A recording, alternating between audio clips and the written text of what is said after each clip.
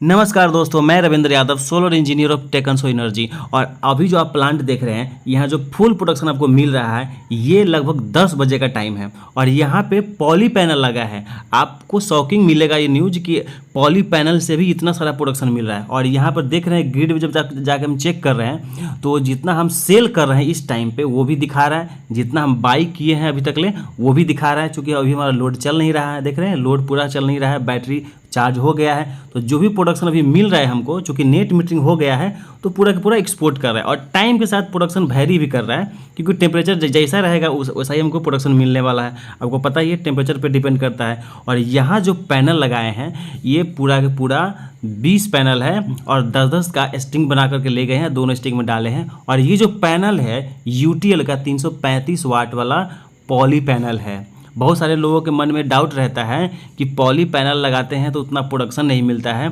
Mono में ही production ज़्यादा मिलता है। तो ऐसा कुछ नहीं है, आप सिर्फ सोलर पैनल बढ़िया वाला लगाइए, बढ़िया कंपनी का लगाइए, आपको प्रोडक्शन मिलवे करेगा। जैसे कि यहाँ देख रहे हैं 335 वाट का पैनल है, यूटीएल का है, ओके। और इसका VOC ISC देख रहे हैं इस तरह से है। ये क्लास A ग्रेड का पैनल है और इसका इंस्टॉलेशन हमने किया है 20 पैनल। यहाँ जो वायरिंग किया है वो 10-10 का स्ट्रिंग बनाया है, ठीक है। और यहाँ जो भी स्ट्रक्चर है आपको देख रहे हैं कि पूरा GI में है। वेल्डिंग का काम भी हुआ है, लेकिन उसको फिर से क्या कर दिया है, पेंट मार दिया है, सिल्वर पेंट मार दिया है। और यहाँ जो भी वायरिंग हुआ है वो पाइप के थ्रू किया हुआ है, जिससे क्या होगा कि हमारा पाइप कहीं से भी तो इधर से उधर लटका फटका नहीं दिखेगा आपको।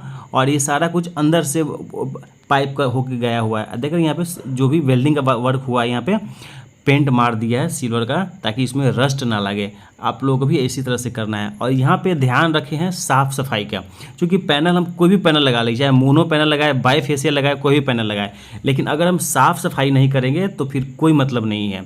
और यहाँ अर्थिंग भी किया है और एले भी लगाया है। और एले लगाया है चूँकि यहाँ पे पूरा करकट शेड था और बाकी कोई एरिया था नहीं छत का, इसलिए हमने इसको, चूँकि आपको पता ही है सोलर से थोड़ा हाइट का लगाना पड़ता है। और ये इंसुलेटर है, ठीक है, ये इंसुलेटर भी है। चाहे तो अगर इसको फास्टनर से छत पे भी लगा सकते थे, लेकिन यहाँ पे छत तो था ही नहीं, जगह बचा हुआ, इसके वजह से इनको हम हाइट पे लगाए हैं करकट से होते हुए। और यहाँ एक बात और क्लियर होता है कि पॉली पैनल के बारे में, क्योंकि बहुत सारे कस्टमर के मन में रहता है कि पॉली पैनल अच्छा काम नहीं करता है। तो आप अपने मन से निकाल दीजिए, बस आपको पैनल का साफ सफाई रखना है, रख रखाव ठीक से रखना है। उस पर अगर गंदगी पड़ेगा तो आपका प्रोडक्शन डाउन हो जाएगा। और उस पर छाया का, और कुछ लोग के मन में ये भी बात रहता है कि हमको एकदम जो लैटिट्यूड एंगल है उसी पे लगा के दीजिए। यहाँ पे कोई लैटिट्यूड एंगल मेंशन नहीं किया है, बस थोड़ा सा स्लोप दिया है। स्लोप जरूरी है, ना कि लैटिट्यूड एंगल जरूरी है। स्लोप चाहिए ताकि पानी पूरा ढल जाए। अगर साफ सफाई करें तो आराम से पूरा जो गंदगी वो नीचे चला जाए, इसके वजह से। और थोड़ा सा स्लोप इसलिए भी चाहिए क्योंकि हमको सनलाइट प्रॉपर पड़ सके। ये ना कि आप पूरा सोलर को झुका ही दीजिए, तो सोलर सनलाइट पड़ेगा कैसे। और यहाँ स्ट्रेंथ का हमने खास ध्यान रखा है, क्योंकि पूरा करकट के ऊपर लगा है और यहाँ जो भी जगह था पूरा ऑक्यूपाई कर लिया है। और उसी के बढ़ा करके आगे भी पैनल लगाया है, ठीक है, क्योंकि हमको लगाना था 20 पैनल।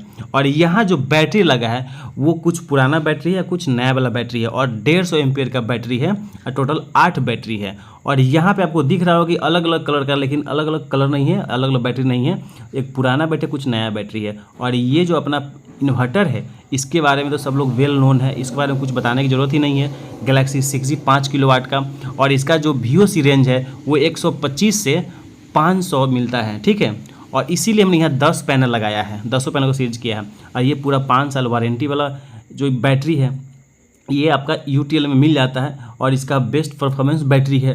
इसके ऊपर में चाहे नीचे में जो भी बैटरी लगाइए, लेकिन यहाँ पे जो रिक्वायर था वही बैटरी लगाया है, और 150 एम्पियर का। और देख रहे हैं कि अभी 10 बजा है, उसी टाइम पे हमने फुल चार्ज कर दिया है। अब बैटरी के मेंटेनेंस में भी रख रखाव में ध्यान देना है। ये जो वाटर लेवल इंडिकेटर है उसके नीचे में जैसे पानी कम होगा आपको वाटर फिल कर देना है।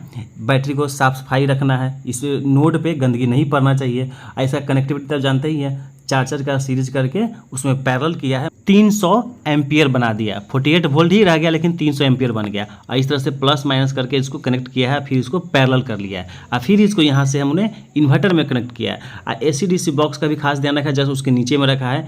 और यहाँ पे वायरिंग थोड़ा सा अप्रोप्रिएट वे में किया है, और यहाँ से जो टेम्परेचर सेंसर उसको भी लगा ही लिया है। किसी भी एक बैटरी में ही लगाना होता है और बाकी सारा बैटरी उसमें तो कनेक्ट ही है, तो एक बैटरी में लगा देंगे तो भी हमको उतना ही टेम्परेचर सेंस करके देने वाला है।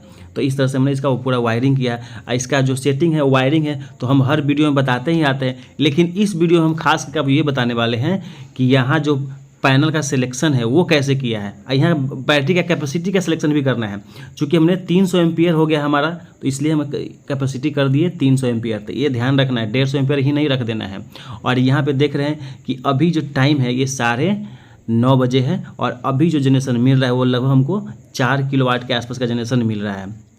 और टाइम बढ़ने के साथ साथ हो सकता है जनरेशन बढ़ेगा भी और घटेगा भी। घटेगा इस सेंस में, अगर धूप कम होगा तो घटेगा, अगर धूप बढ़िया से रहा तो बढ़ेगा। इसलिए आपको जनरेशन बढ़िया से मिलता है। अगर हम 6.5 किलोवाट का अगर सोलर पैनल लगाए हैं और अगर हमको 4.5 किलोवाट का जनरेशन मिल रहा है अगर 10 बजे, तो कोई ख़राब नहीं मिल रहा है। और हो सकता है वो 5 किलोवाट प्लस भी चला जाए अगर 10-11 बजे जाएगा तो। लेकिन अभी आपको जो हम ये बना के दे रहे हैं ये 10 बजे का है और यहाँ सब कुछ शो करके दे रहे हैं। और आपको कुछ चेक करना होगा कि हमको कितना एक्सपोर्ट कर रहा है, कितना इंपोर्ट कर रहा है। तो अगर नेट मीटर में चेक नहीं करने आता है तो जाके आप डायरेक्ट इन्वर्टर में भी चेक कर सकते हैं, ग्रिड में जा करके।